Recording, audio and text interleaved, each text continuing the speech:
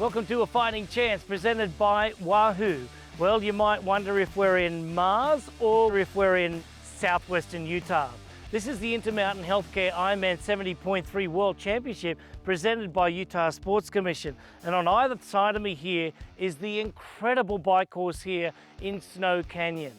In this episode, we're going to be catching up with the Norwegian duo, Gustav Eden, who just won his first Ironman crown in Kona just 2 weeks ago, and also Christian Blumenfeld, who won his Ironman crown right here in Utah. Also catching up with the dynamic duo from Denmark, Magnus Ditlev and also Mickey Tagholt. Mickey was fourth here last year. Magnus, first timer on this course. On the women's side of things, we'll catch up with Lucy Charles-Barclay, coming off another sensational second place in Kona, but defending her championship right here. And who will have a good chance to take it away from her? Maybe it's USA's Taylor Knibb. We'll catch up with her too.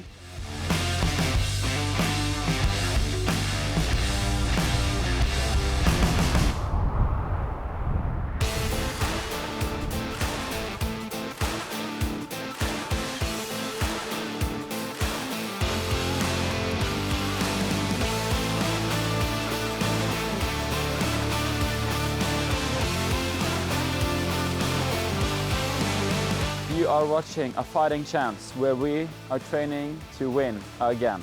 IRONMAN 70.3 here in St. George. Follow. Little road trip, always nice.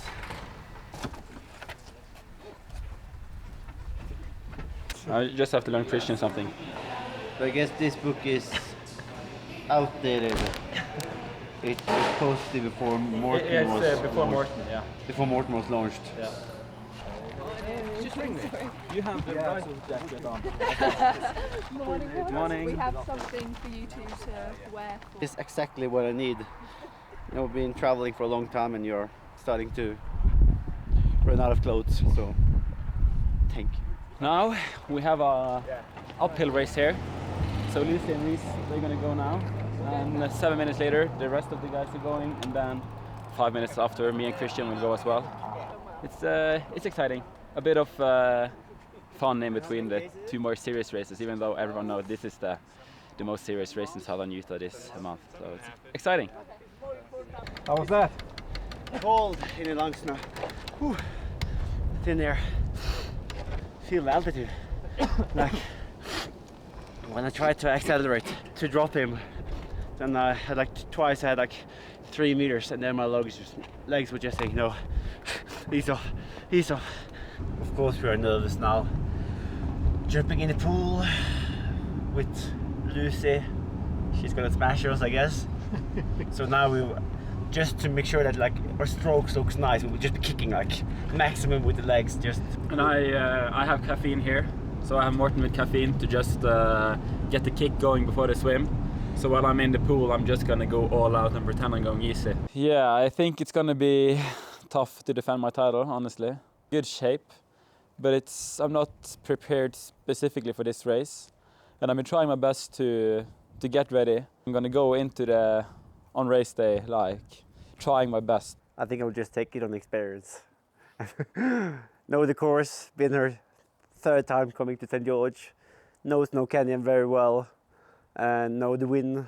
And yeah, it's my turn to prove that I can do half distance. He stole my title, I have to steal his now.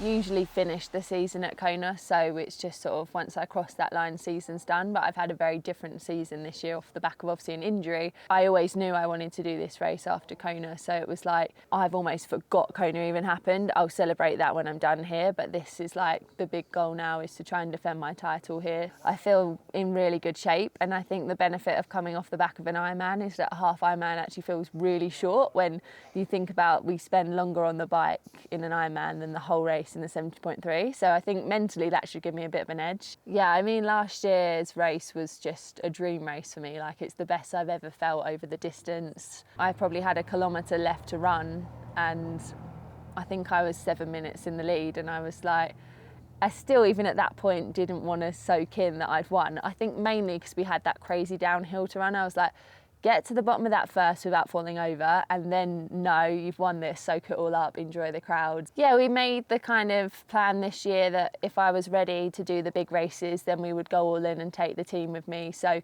obviously my husband Reece does everything with me, all of my training, usually trains alongside me. I've got my physio Michael here that's keeping me in good nick, which obviously I feel like the only way to be able to do the Ironman and then recover for this was to have my physio with me. So and then obviously my sister Holly's here with us doing all of the media content you see on my social channels. So it's really nice just to have a team. I think it keeps me in a good headspace, but also just allows me to get the job done that bit easier. Well, it's going to definitely be a great course, a great race. The field is all of the best 70.3 distance athletes are coming. I think a lot of the girls that raced maybe the full Ironman World Champs in May and Kona have probably ended their season. They've done a lot of racing this year, so don't really blame them for not sticking out for this one. But that being said, like, these girls are focusing on the 70.3 that are here on this start line. So I feel like everyone might have upped their game since last year, so they're going to give me a harder time to try and defend that title. But it's my last race of the year. I'm just super happy to be here, healthy and ready to go. So we'll see what happens.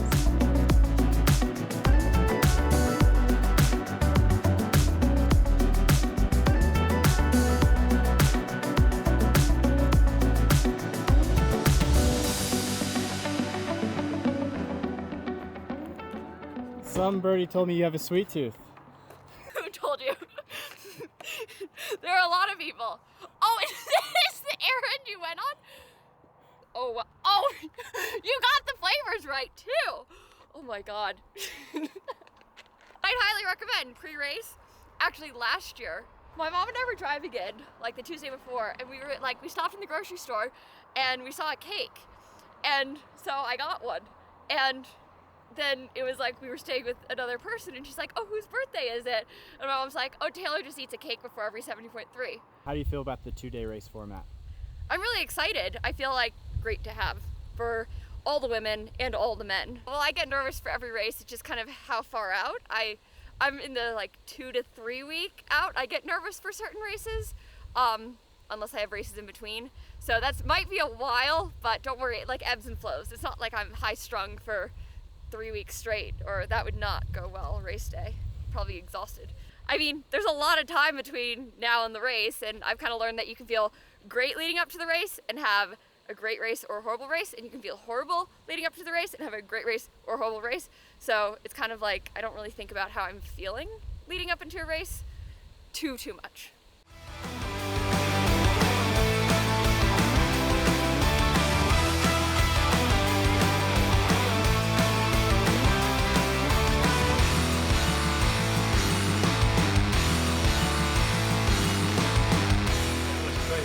Back.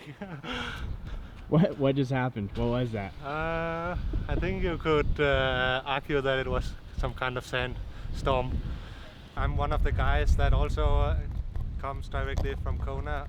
If we are able to get some more speed into the legs, I think since we are all, like Gustav, Christian and I, and also some of the other guys that are coming directly from Kona, we are all young. So I think the speed will not be the problem. I think we should be able to. It's maybe more if we are able to recover 100%, and also mentally. From the first time I was here, I felt that I felt very familiar on the course. It's especially the bike course is extremely tough. Some of the climbing I think suits me quite well because if you are strong on the bike, then you can pretty much do all of it in the aero bars. Also, just the landscape is really motivating to ride and compete in. It's like definitely one of the coolest places I've ever raced. Might be cold, but it's beautiful. Look at the snow on the mountains. Right? Yeah, it's pretty sick. It's not a bad place for a race at all. Are you used to the cold, or is this something that you're gonna have to fight with a bit? I'm a Danish Viking. I love this. I mean, I love that the Danish weather showed up on race day last year as well. Yeah. And it seems like it will again. So, I mean, what's not to like? So you're like the top Dane in the race, yeah? Oh, we have Magnus as well. And I mean, Magnus have had a great year. I feel good and I love it here, and I hope to put on a good show again. Yeah, for sure there'll be a Dane on the podium. Well, that's it for this episode of A Fighting Chance, presented by Wahoo. In next episode, we'll be catching up with some more pro triathletes.